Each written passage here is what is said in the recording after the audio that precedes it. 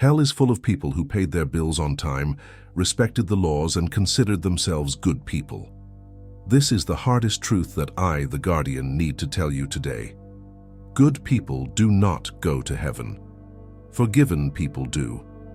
There is a silent lie that has been planted in your mind since childhood, the idea that God possesses a cosmic scale, the belief that, at the end of your life, He will place your good deeds on one side, your sins on the other, and if you have 51%, goodness, you get in. But that is not the gospel. That is a business transaction. And Jesus destroyed this mentality in a single conversation on a dark night in Jerusalem with a man who theoretically was perfect. Imagine a man who had everything. Nicodemus. He wasn't just a common religious man. He was the teacher in Israel, the elite of the elite. If there were a moral scoreboard to get into heaven, Nicodemus would have already secured his spot. He fasted, he tithed, he knew the law, better than anyone. But he seeks Jesus at night, hidden in the shadows. Why? Because deep down, even with all his medals of good behavior, he felt the void of death. He knew he was a whitewashed tomb, beautiful on the outside, but full of dead men's bones on the inside. And what Jesus tells him is not advice on how to improve. Jesus says, "Nicodemus, there is no use renovating the facade. You must be born again." In this dossier, we will dissect the most dangerous conversation in the Bible. You will discover why your human morality might actually be the greatest enemy of your salvation. We will reveal the terrifying meaning of John chapter 3, verse 18, the text that states that whoever does not believe is condemned already, proving that there will be no future tribunal to decide your fate if you reject grace. The sentence is already in effect now. And finally, I will show you the mystery of the bronze serpent, the only antidote capable of neutralizing the poison that has been coursing through your veins since the day you were born. It is not about what you do. It is about who you are. Stop trying to fix the old man. Prepare yourself. What you are about to hear will kill your religion, so that your spirit may finally live. But before we take the next step in this investigation, I summon you. Subscribe to the channel and activate the alert, because with every video, a new layer of spiritual blindness is removed. Leave your like and share this message now. There are thousands of people living the same illusion as Nicodemus, thinking they are saved when they are not. And this video might be the only chance for them to wake up before it is too late. Stay with me until the end. Let's unroll this scroll. Chapter 1. The Best of Us. To understand the shock of this conversation, you must first clear your mind of the caricature image created of the Pharisees. In movies and modern sermons, they are always the villains, the bad men in black robes. But in first-century Jerusalem, they weren't seen that way. They were the heroes, they were the guardians of morality in a corrupt society. And Nicodemus? Nicodemus was at the top of that pyramid. He wasn't just a religious man. He was a member of the Sanhedrin, the Supreme Court of Israel. Imagine a man who combines the authority of a Supreme Court justice with the reputation of the Pope. That was him. If you lived in that time and asked anyone on the street, who is the man most likely to enter the kingdom of God, the unanimous answer would be Nicodemus. He had the correct theology. He had impeccable morality. He was wealthy, which at the time was seen as an undeniable sign of divine blessing. His life was a perfect curriculum vitae to present to God. There were no scandals, no public failures. He was, humanly speaking, blameless. But then, why did he go looking for Jesus at night? John gives us this chronological detail not just to mark the time, but to reveal the state of this man's soul. Night is the refuge of the anxious. Nicodemus goes under the cloak of darkness because, despite all his religion, his heart was restless. He had rituals, but he had no peace. He had knowledge, but he had no life. He is the perfect portrait of many of you listening to me right now. You attend church, you know the hymns, you donate to charity, but when you put your head on the pillow at night, you feel a cold terror that something is still missing.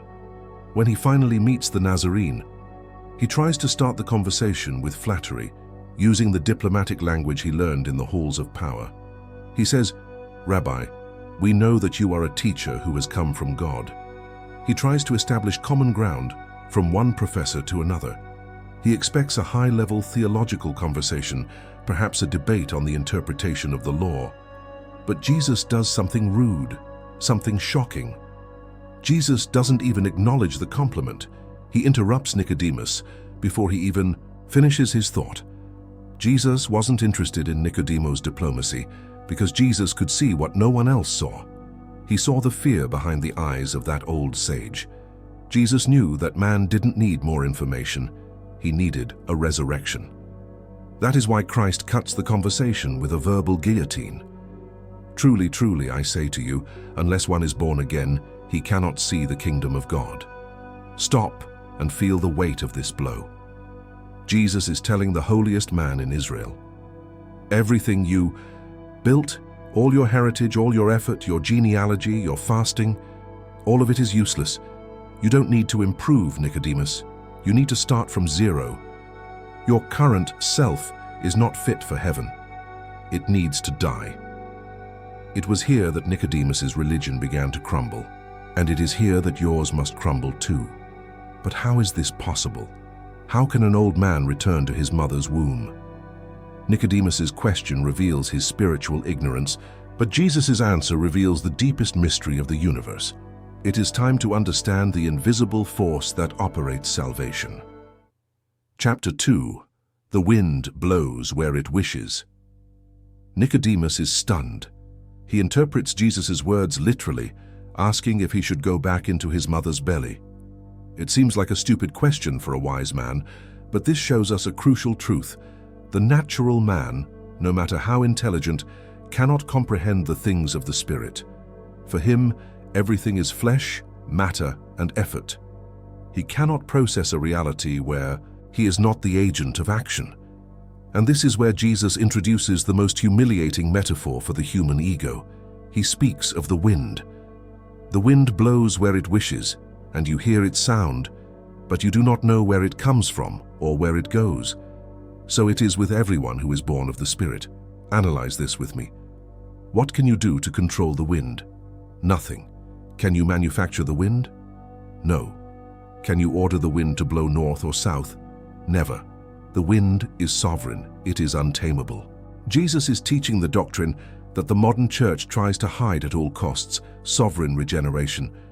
Salvation is not a cooperative effort between God and you. It is not God extending a hand and saying, "I did my part, now do yours." No, you were dead, a spiritual corpse, and a corpse cannot do its part.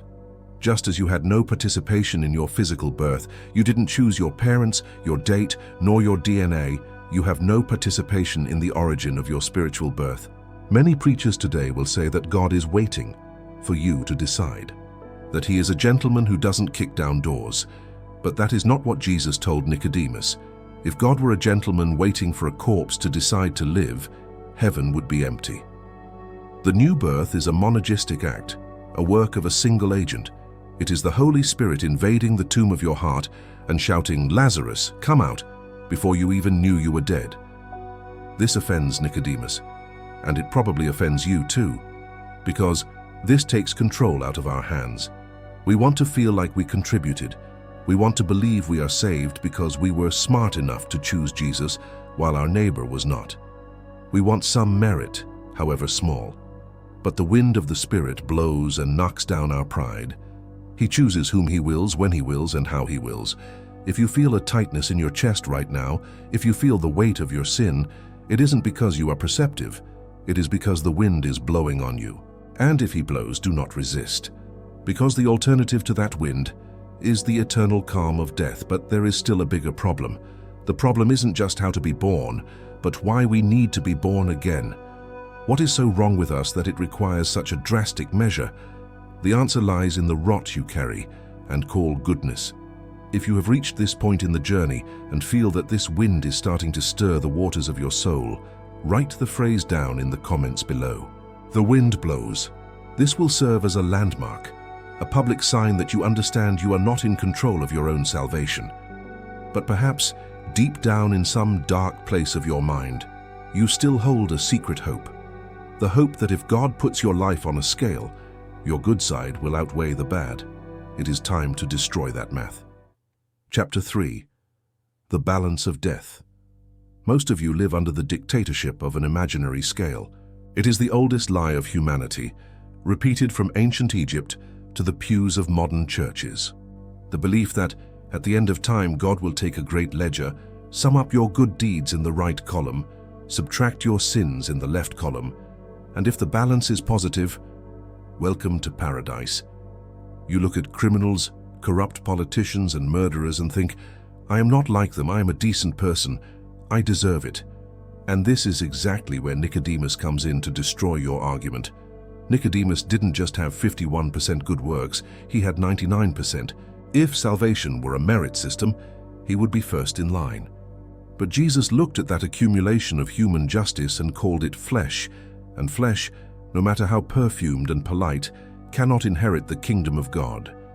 Your fatal mistake is thinking that heaven is a place where good people go when they die. But the gospel does not say that. The Bible teaches that the kingdom of God is an invasion.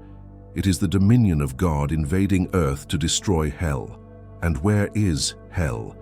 Yes, it is a place of future torment, but the root of hell is inside you. Selfishness, pride, envy, malice disguised as piety. That is hell leaking through your pores.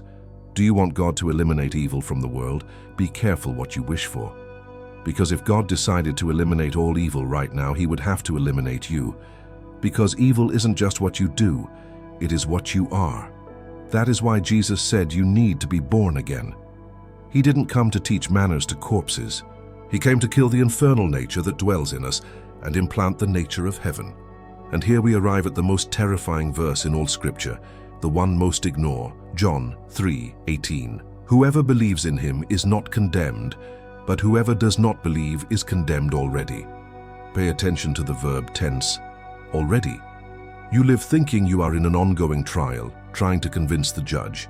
But the brutal truth is that the verdict was given the moment you were born. Humanity is not in a courtroom awaiting sentencing. Humanity is on death row awaiting execution. The gavel has already struck. You are already guilty. Your goodness serves no purpose to pay the debt because the currency of heaven is perfection and you are bankrupt. Nicodemus understood that night that he was condemned not for his obvious sins, but for his own religious goodness that prevented him from seeing his rot. If you are trying to buy God with your behavior, you are still dead. The sentence has already been passed. But in that same dark conversation, Jesus opens a crack of light, an ancient story from the time of Moses that hides the secret to annul this death sentence. Chapter 4. The Forbidden Antidote. Nicodemus was cornered. Jesus had destroyed his self-righteousness, exposed his inability to control the Spirit, and declared his prior death sentence. The old master was, spiritually, at rock bottom. But it is exactly at rock bottom that grace shines. Jesus then makes a connection that no Pharisee would ever dare to make. He recalls an ancient dusty story from the book of Numbers, a story of rebellion, poison, and death in the desert. When the people of Israel were bitten by fiery serpents because of their sin, the poison ran through their veins. Death was certain. There was no medicine, no surgery, no good work that could extract that deadly poison. What did God order Moses to do? Make a bronze serpent and set it on a pole, and everyone who is bitten when he sees it shall live. Think of the madness of this. Imagine you're dying, poison burning your blood, your muscles paralyzing, and someone tells you, don't run, don't fight, don't try to suck out the poison, just look at that pole. Human logic screams, that's ridiculous, I need to do something, I need to earn the cure. But the divine command was absolute in its simplicity. Look and live. Jesus looks into Nicodemus's eyes and says, and as Moses lifted up the serpent in the wilderness, so must the Son of Man be lifted up. Here is the secret that religion hides from you. To be saved, Nicodemus didn't need to climb the ladder of morality. He needed to look at the crucified Christ. But why a serpent? The serpent is the symbol of sin, of the curse.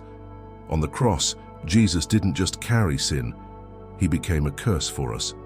He became the very representation of the poison that was killing us, absorbing the wrath of God in his own body. Salvation, my friend, is the act of giving up trying to heal yourself. It is the moment you admit that the poison of hell is already in your blood, and that no charity, tithe, or prayer can remove it. It is the moment you lift your eyes, take the focus off your own navel, off your own performance, and fix your gaze on the one who was lifted up on the pole of the cross. The Israelites who tried to create their own antidotes died. Those who looked at their wounds died. But those, and only those, who looked up, lived. This is the offense of the cross. It says you are so bad, that only the death of the Son of God can save you. But at the same time it says you are so loved that God provided this death so that you would not perish. Nicodemus understood. It took time, but he understood. We see him later, in John 19, carrying 75 pounds of spices to anoint Jesus' body. He stopped hiding in the night. He stepped out of the shadows. He looked at the lifted serpent. And you? Where are you looking right now? At your works or at the cross? Before I give you the conclusion of this mystery, I need you to do an urgent self-examination. Can you feel the poison? Do you realize that, no matter how much you try to be good, pride and sin continue to circulate in your veins? Do not ignore this sensation. That is the Holy Spirit showing you that you have been bitten by the ancient serpent. Do not try to suck out this poison with empty promises of improvement. Do not promise God that you will change if He helps you. Just stop and look at the cross. I challenge you now. Write in the comments the phrase, "I fix my eyes on the cross." Make this your landmark of surrender today. Declare to the spiritual world that you have given up the arrogance of trusting in yourself. Subscribe to the channel now if you want to keep receiving these antidotes against dead religion. And now, take a deep breath. Prepare yourself for the final verdict. Final chapter: the death of the good man. Many wonder what happened to Nicodemus after that night. Did he simply go back to his life of luxury and religion? The answer is hidden at the end of the Gospel of John in chapter 19, and it is a scene that should make you tremble. When Jesus died on the cross, abandoned by most of his disciples, two men appeared to take care of the body. One was Joseph of Arimathea, the other was Nicodemus. The Bible says he brought a mixture of myrrh and aloes, weighing about 75 pounds. Realize the magnitude of this. 75 pounds of spices was an amount reserved for the burial of kings. That man, who previously was afraid to be seen with Jesus, now in the most dangerous moment, when Jesus was executed as a criminal of the state, decides to step out of the shadows. He spends a fortune to honor the Lord's body. He touches the blood. He becomes ceremonially unclean according to the law he cherished so much. In that moment, the great teacher of Israel, the impeccable Pharisee, died, and a new man was born. Nicodemus finally understood. He realized that his reputation in the Sanhedrin was garbage compared to the glory of Christ. He understood he couldn't save himself.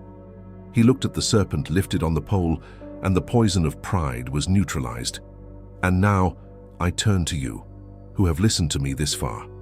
Perhaps you are the Nicodemus of your family, the good, religious, morally correct person, the person everyone admires, but who secretly knows they are empty. I have good news and bad news. The bad news is that this kind self of yours needs to die. It cannot enter heaven. The good news is that there is an indestructible life waiting for you on the other side of the cross. Do not leave this video trusting in your church attendance. Do not trust in your offerings. Do not trust in your absence of vices. Hell will be full of sober and honest people who were never born again. Trust only in this. The wind of the Spirit blew, and the sun was lifted up. If this scroll has unrolled the truth before your eyes, your journey does not end here. It has only begun. What will you do with this information? Will you go back to the darkness of the night, or will you carry your cross in the light of day? I am the guardian of the scroll. And remember, it is not about how much you work for God. It is about how much God worked in you. May the wind of the Spirit blow upon you today, not to bring fear, but to bring life. May you stop fighting to be accepted and start resting in the acceptance that was already won on the cross. May grace and only grace be the anchor of your soul. Until the next revelation, Shalom.